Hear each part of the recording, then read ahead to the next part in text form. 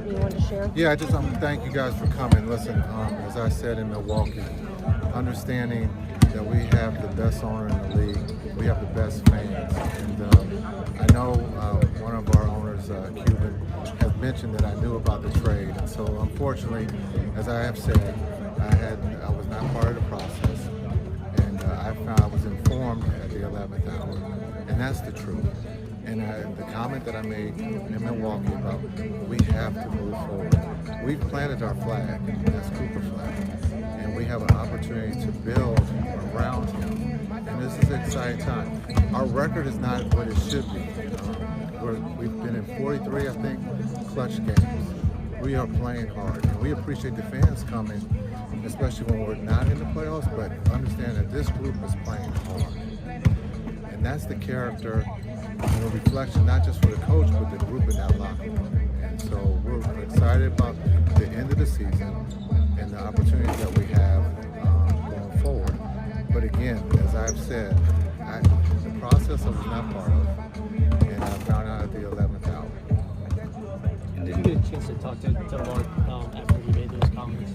In the comment, I called Mark right away, and so we had that conversation. It's not a public conversation, but understanding, Mark again has done a lot for the Dallas Mavericks and for the city and for myself, and so this isn't about he said or she said. It's about like he has his opinion, and I'm here to tell you the truth. I think you want the Mavs to win. Patrick wants the Mavs to win. Mark wants the Mavs to win. You think there's understanding now that we got to be pulling in the same direction if the Mavs are going to win? Yeah, we have to be pulling. Again, everyone who wears the Maverick shield should be excited. And that's not just the players, but the people who work on the business side. There's a lot of pride to work for the Mavs, and understand we all have to pull in the same direction. It's hard to win in this league, and understanding the trade happened, and we have to move forward. And that's starting today, like the present. Like we have an opportunity to get better and play the Orlando Magic. And so that's what I'm focused on as a coach, and I understand the rest of the group is just focused on doing their job. And again, as I mentioned, we've been involved in a lot of close games, and we're learning as a young team what it takes to win. I brought up the Minnesota game, the physicality. Cooper and the group have to go through that to learn, and understand going into next season, we'll be prepared, and it'll be exciting. Hey, Coach, can you speak on how your relationship has changed or evolved with Mark being a player?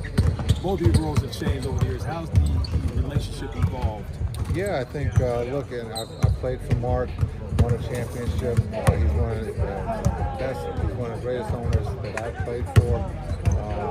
Understanding roles have changed. I'm not a player, I'm a coach. And for him, his role has changed. He's become an assistant coach. And understanding that he wants to win. He loves the Mavericks. We all love the Mavericks. And we all understand what's in front of us, and that's to build a championship organization. And I really, truly believe that, when we look at Patrick, he will give us the resources to be able to do that. Jason, when something like that happens when Mark comes out, do you make a phone call to Luka or talk to him when he comes here so he has an understanding? Nah, understanding Luka's on the other side. He's trying to kick our butt, we're trying to kick his butt. And so understand that there's not going to be a phone call to Luka. Luka plays for the Lakers, and understanding this is internal. It happens to be a teammate of ours, and Cuban making this statement. And so internally, we'll talk about it. We'll solve it internally, and we'll move forward. Again, Cuban is one of the best owners in this league, and his role has changed. And so for us and for me, I'm here to coach the players and put them in a position to be successful. Guys, we have about 1 minute left before Orlando has to take the court here. Did you feel blindsided when you heard that? Blindsided? Maybe that's a good way to put it. When I found out about it, I just looked at it as this is Cuban. And he has the right to his opinion, but I'm here to tell you the truth. I'm not here to hide or run. I'm here to tell you exactly what happened, and that's what happened. Jason, you've always said you found out at the 11th hour. Could you give us your interpretation or describe what the 11th hour actually means? Yeah, I think when you look at the time that I was called to see Nico to the room, and then to be able to be told that there would be a trade that was going to go public at 11 o'clock. And so that's what happened. And that's the details of the communication between me and Nico and what was going to take place. And again, that's the details of the conversation. I waited till 11 o'clock, and at the trade, the world changed. And so, as a head coach, I had to, understand there's players leaving and there's players coming in, and that's how I thought as a head coach. All right. Thank you, guys. Thanks, Appreciate it. thanks, guys. Thanks for coming.